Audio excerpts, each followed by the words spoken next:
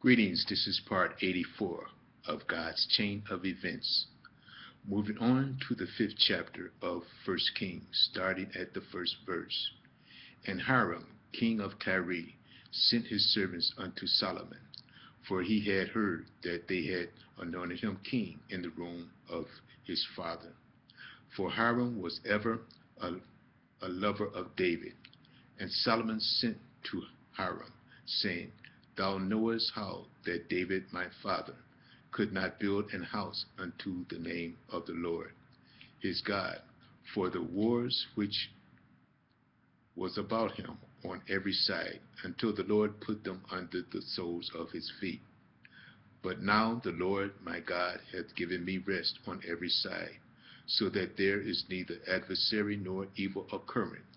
And behold, I purpose to build an house unto the name of the Lord my God, as the Lord spake unto David my father, saying, Thy son whom I will set upon thy throne, in thy room he shall build me an house unto my name. Now therefore command thou that they hew me cedar trees out of Lebanon, and my servants shall be with thy servants, and unto thee I will give hire for thy servant, according to all that thou shalt appoint.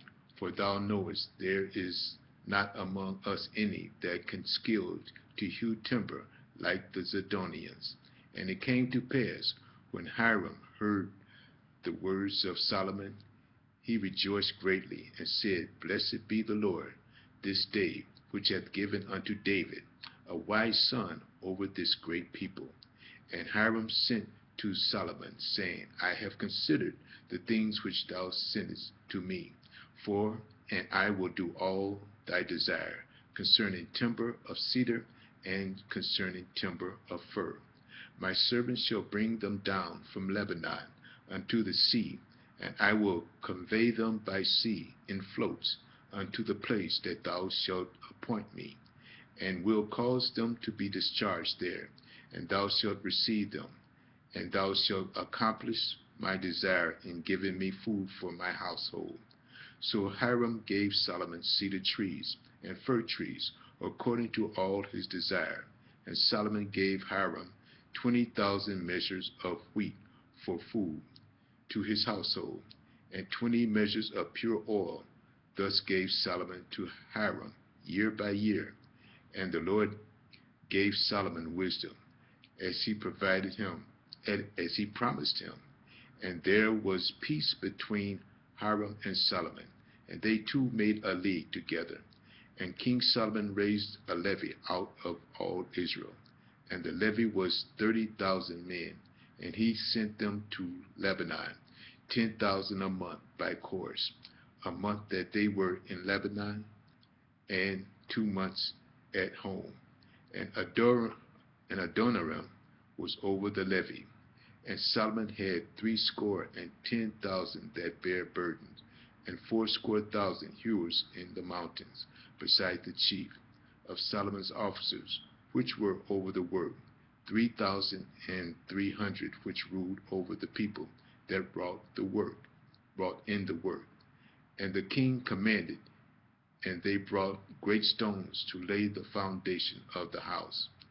And Solomon builders and Hiram builders did hew them, and the stone quarrers, so they prepared timber and stones to build the house. Moving on to the sixth chapter of 1 Kings, starting at the first verse. And it came to pass in the 480th year, after the children of Israel were come out of the land of Egypt, in the 4th year of Solomon's reign over Israel, in the month Ziph, which is the 2nd month, that he began to build the house of the Lord. And the house which King Solomon built for the Lord, the length thereof was 80 cubits, meaning about 90 feet, continuing, and the breadth thereof 20 cubits, meaning about 30 feet wide, continuing, and the height thereof 30 cubits, meaning about 45 feet tall, continuing. The porch before the temple of the house, 20 cubits, was the length thereof, meaning about 30 feet long, continuing, according to the breadth of the house, and the 10 cubits was the breadth thereof before the house, meaning about 15 feet wide, continuing. And against the wall of the house he built chambers round about against the walls of the house, round about both of the temple and of the oracles. And he made chambers round about.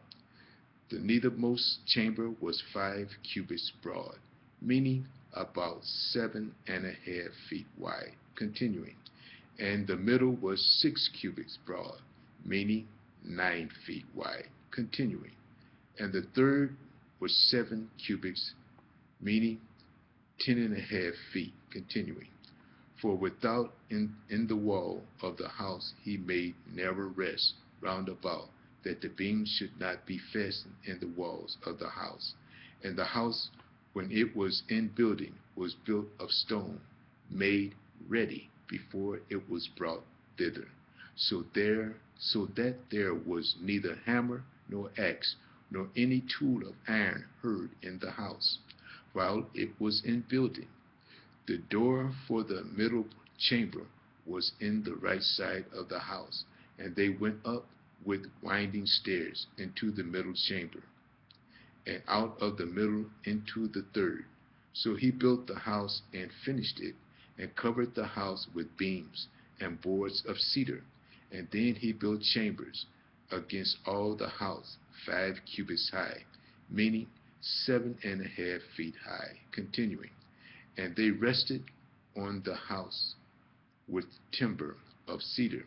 And the word of the Lord came to Solomon, saying, Concerning this house which thou art in building, if thou wilt walk in my statutes, and execute my judgment, and keep all my commandments to walk in them, then will I perform my word with thee, which I spake unto David thy father. And I will dwell among the children of Israel, and will not forsake my people Israel. So Solomon built the house and finished it, and he built the walls of the house within boards of cedar, both the floor of the house and the walls of the ceiling. And he covered them on the inside with wood, and covered the floor of the house with planks of fir. And he built 20 cubits, meaning 30 feet, continuing, on the side of the house, both the floor and the walls, with boards of cedar. He even built them for it within, even for the oracle, even for the most holy place. And the house that is in the temple before it was 40 cubit, meaning 60 feet, continuing, long. And the cedar of the house within was carved with knops and open flowers. All was cedar. There was no stone seen. And the oracle he prepared in the house within to set there the ark of the covenant of the Lord. And the oracle in the forepart was 20 cubits, meaning 30 feet, continuing, in length, and 20 cubits in breadth, meaning 30 feet in wide, continuing, and 20 cubits in height thereof, and overlaid it with pure gold, and so covered the altar which was of cedar. So Solomon overlaid the house within with pure gold, and he made a partition by the chains of gold before the oracle, and he overlaid it with gold. And the whole house he overlaid with gold until he had finished all the house. Also the whole altar that was by the oracle he overlaid with gold. And within the oracle he made 2 cherubims of olive tree, each 10 cubits, meaning 15 feet, continuing, high, and 5 cubits, meaning 7.5 feet, continuing, was the one wing of the cherubim, and 5 cubits the other wing of the other cherub. from the othermost part of the one wing to the uttermost part of the other were 10 cubits, meaning about 15 feet. And the other cherub was 10 cubits. Both the cherubs were of one measure and one size. The height of the one cherub was 10 cubits, meaning 15 feet. And so it was of the other cherub. And he set the cherubims within the inner house, and they stretched forth the wings of the cherub, so that the wing of the one touched the wall, and the wing of the other cherub touched the other wall, and their wings touched one another in the midst of the house.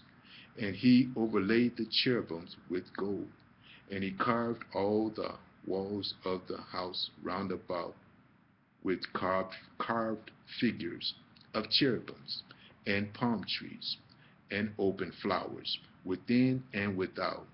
And the floor of the house was overlaid with gold within and without. And for the entering in of the oracle he made doors of olive tree, and the lintel and side posts were a fifth part of the wall.